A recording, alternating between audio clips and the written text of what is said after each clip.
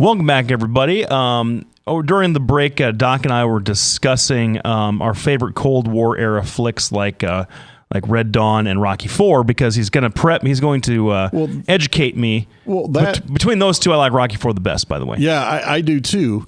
Well, I don't like it best. Dr. Strangelove is my favorite Cold War movie. Oh, yeah. I saw more 80s, but... Oh, yeah. But Dr. Strangelove Red Dawn's better than anything else. That represented our reality. Rocky IV was the best the best 1980s Cold War movie out there. Dr. Strangelove is awesome, though.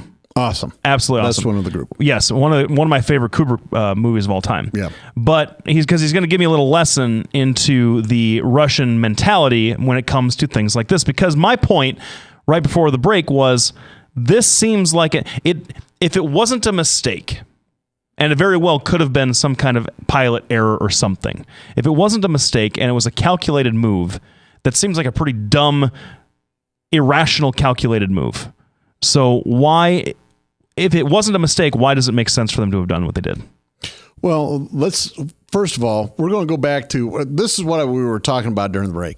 If you talk to people that were born and spent most of their formative years in the Cold War, this is what you knew. You had to hide under your desk, not because you had a chance of surviving, but so at least somebody could recognize who you were, right? That's how they could tell who you were. Number two, we mentioned Red Dawn. Now, Lefty is wrong again. Rocky IV is not the best Cold War movie. It's Red Dawn. And I'll tell you why. Nope, not a chance. Because that movie represented our reality. That was the reality we grew up with. That's what we expected, and everybody already knew it. That's why it was such a hit. Everybody went, yeah, that's exactly what they do. One of the things that the Russians would do every day, several times a day, is they would fly bombers and fighters straight at the West German border, and they would not turn around until they detected that we had launched our fighters to repel them. It didn't matter how close they got. They would not turn around until then. The other thing that they would do all the time, and this is just their attitude, we'd go in to negotiate something. You're not supposed to bring weapons in. They would show up in the middle of summer with these overcoats, hiding their AK-47s underneath their jackets. That's the kind of mentality they had. Khrushchev banging his shoe on top of a table. Now, if you're American, you're like, well, that's dumb. He's banging his shoe on top of a table. Most of the rest of the world, if you hit something with your shoe, that is a tremendous insult. So here he is banging his shoe on top of the UN table directed at the United States in one of the worst insults that you can hurl, and said, we will destroy you. And that is exactly what he meant. They have what they call a dead hand button, which means even if there's an accident, even if there's whatever happens, like let's say the zombie apocalypse happens, they automatically launch their nukes. Doesn't matter what happens.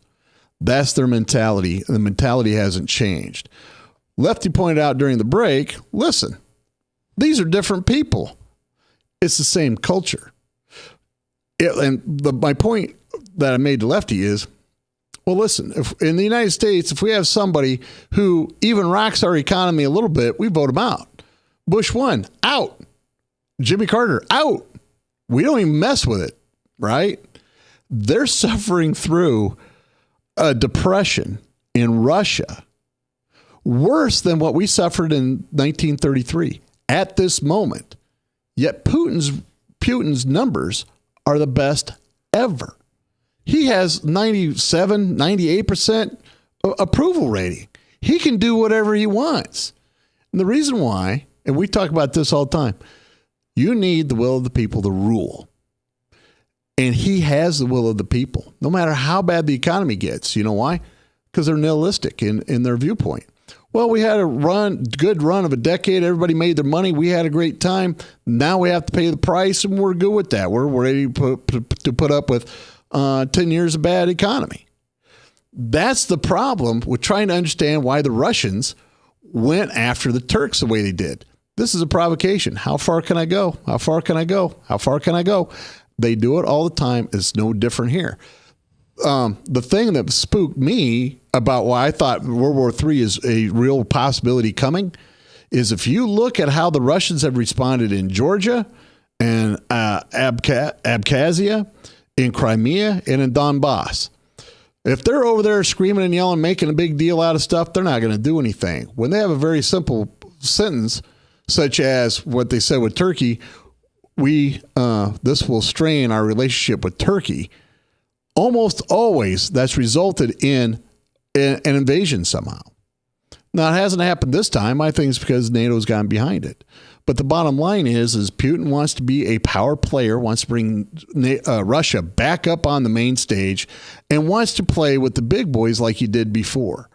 And I think when Obama said, after the election, I'll get more room to maneuver, I believe at this point, this is what he was talking about, allowing Russia to get back up on its feet in the middle of a power spread, because I can think of no other reason why he responds the way he responds to open and naked aggression and provocation. Well, I would just button all this up by saying I'm wrong. No, Red Dawn ended like super sad. Like everybody died. We're sad. We're sucks. Everybody died, and we only achieved victory off camera as the credits rolled. Rocky IV, we fought them over there, so they couldn't fight us over here, and Rocky won and got the entire country of Russia behind him, chanting his name, flying the American flag in Russia at the end of the movie.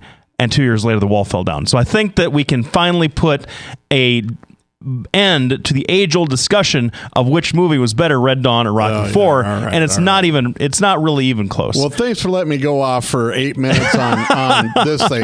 But if honest to goodness, if you want to know why Russia does what it does, they do it because that's what they do. Well, speaking of folks that do things for their own self-interest and whose rationality needs to be questioned, in the next segment, we're going to talk a little bit about the move that Ted Cruz has made and whether or not it's going to help or hurt him as he is catching Donald Trump in Iowa as Ben Carson fades. We're going to break that down in the next segment.